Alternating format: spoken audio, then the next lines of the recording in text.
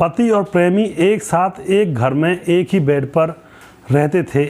दोनों से संबंध बनाया करती थी वह पत्नी, और फिर उसके बाद होता है एक भयानक और खौफनाक कत्ल। टुकड़े कर दिए जाते हैं शरीर के और टुकड़ों को कुत्ते नोचने लगते हैं। आखिर इस घटना के पीछे हुआ क्या था, क्या यह घटना थी, पूरी जानकारी यहाँ पर लेने वाले हैं। वीडियो को अंत तक ज़रूर देखा करें दोस्तों। आज के ज़माने में बहुत सारा पाप अपराध फैला हुआ है, इसी को मद्देनज़र रखते हुए हम ये वीडियोज़ लेकर आते हैं, जिससे कि आप लोग सतर्क हो जाएं और छोटी छोटी गलतियों के कारण लोगों की जानें चली जाती हैं, उनसे आप बच जाएं। कभी भी छोटी छोटी गलती ना होने दें, क्योंकि छोटी गलतियों के कारण बड़े बड़े हादसे हो जाया करते हैं। तो दोस्तों, इस घटना की पूरी जानकारी लेने के लिए वीडियो को अंत तक जरूर देखिएगा। नमस्कार, मैं हूं सुदेश कुमार और तिरछी बात चैनल में आपका स्वागत है। यह घटना उत्तर प्रदेश के गाजियाबाद के खेड़ा इलाके की है। खेड़ा इलाके के अंदर 25 जनवरी 2024 को कुछ लोग वहां से गुजर रहे थे पुलिया के नीचे से, और वहां पर एक बोरी के अंदर कुछ पड़ा हुआ था।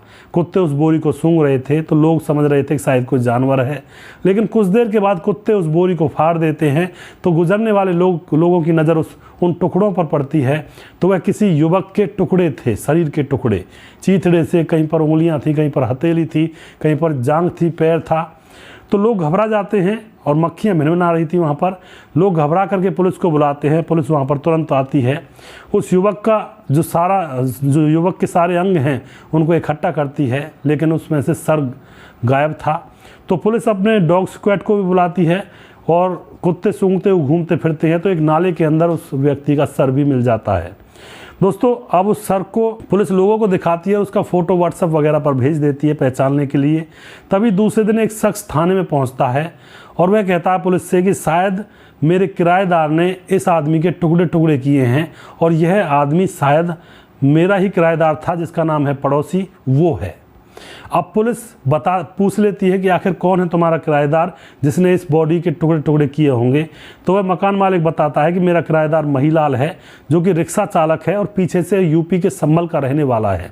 उसने शायद इसके टुकड़े टुकड़े किए हैं, क्योंकि यह जो व्यक्ति था, अरुण था इसका नाम, यह जब मेरे पास रहता था तो यह बहुत ही ज़्यादा मुझसे प्यार से बात करता, हमारे अच्छे संबंध थे। और अब यह उस रिक्शा चालक महिलाल के घर में गया था कल रात, लेकिन वहाँ से वापस लौटा ही नहीं है। इसलिए मुझे पूरा शक है महिलाल ने ही इसके टुकड़े टुकड़े किए हैं, क्योंकि इसके अवैध संबंध थे उसकी पत्नी के साथ। अब दोस्तों, पुलिस महिलाल को उठा लेती है, उससे सख्ती से पूछताछ करती है। तो महिलाल सारी घटना यहाँ पर खोलता है पुलिस के सामने। महिलाल कहता है कि यह मेरी दूसरी पत्नी है, वैशाली इसका नाम है, और मेरी पहली पत्नी से एक 17 साल की लड़की है और वह मेरे साथ रहती है, और दूसरी पत्नी के भी 2 बच्चे हो चुके हैं, जो कि अभी छोटे छोटे हैं। अब दोस्तों, यहाँ पर यह बताता है कि महिलाल बताता है कि उसके पड़ोस में यह व्यक्ति, अरुण नाम का व्यक्ति, रहा करता था दूसरे कमरे में, और बहुत दिनों से वह रह रहा था। तो जो वैशाली होती है, वैशाली और अरुण दोनों के नैन मिलते हैं और दोनों के बीच में प्यार हो जाता है और दोनों ही संबंध बनाने लगते हैं। महिलाल रिक्शा चलाने जाता है और पीछे से उसकी पत्नी वैशाली पड़ोस के रहने वाले अरुण से संबंध बनाने लगती है। दोस्तों, अब पत्नी के बारे में पति को पता चल जाता है, पड़ोसी और अड़ोसी बता देते हैं, या फिर उसको वहम हो जाता है। वह अपनी पत्नी को समझाता है, लेकिन पत्नी कहाँ समझने वाली थी, क्योंकि सर पर तो प्यार का बुखार और प्यार का भूत सवार था। पत्नी नहीं मानती है और फिर पत्नी लगातार अपने प्रेमी से संबंधों में बनी रहती है। पति पत्नी के बीच में झगड़ा होता है, और झगड़ा होने की वजह से अरुण को अब वहाँ से निकाल दिया जाता है। अरुण राजस्थान चला जाता है, वहाँ पर किसी नौकरी में। अब दोस्तों, यहाँ पर क्या होता है, जब महिलाल रिक्शा चलाने जाता तो अरुण को उसकी पत्नी फिर भी बुला लिया करती और कई बार उसके पास चली जाया करती। इसी तरह से मामला चल रहा होता है। 18 जनवरी की बात है। 18 जनवरी को उनके घर में कुछ कढ़ाई वगैरह पे सामान बन रहा था, कचौड़ी वगैरह।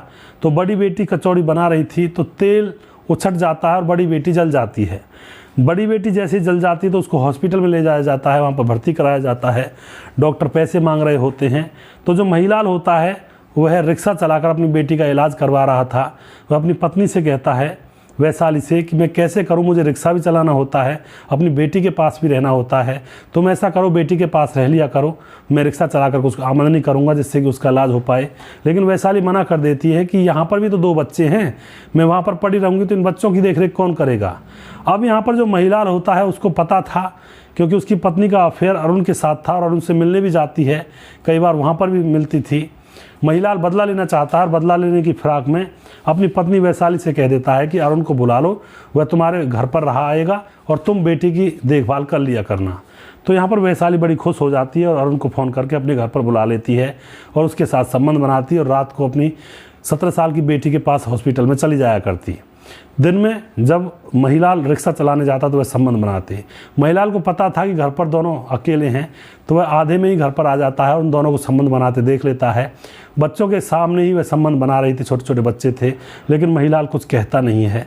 महिलाल वापस चला जाता है अपनी बेटी के पास। बेटी से कहता है कि बेटी तुम्हारी माँ तो बहुत गलत काम कर रही है।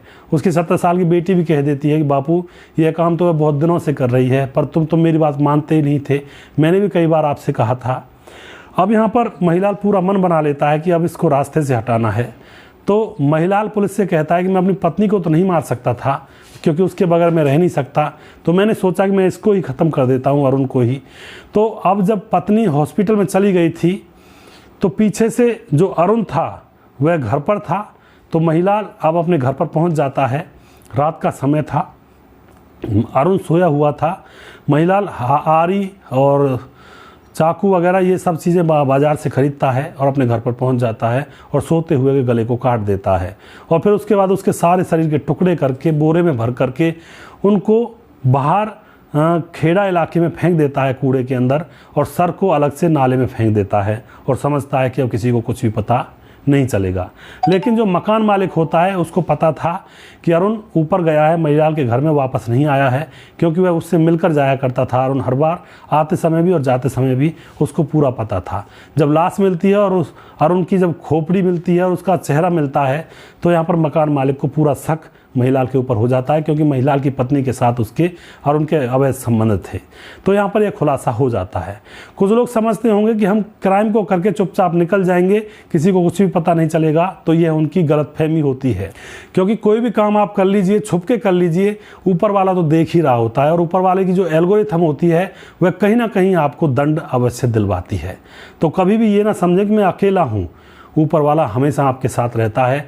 आपके गंदे कृत्यों को और सही कृत्यों को वह देखता रहता है और फिर आपको उसी के हिसाब से सज़ा देता है।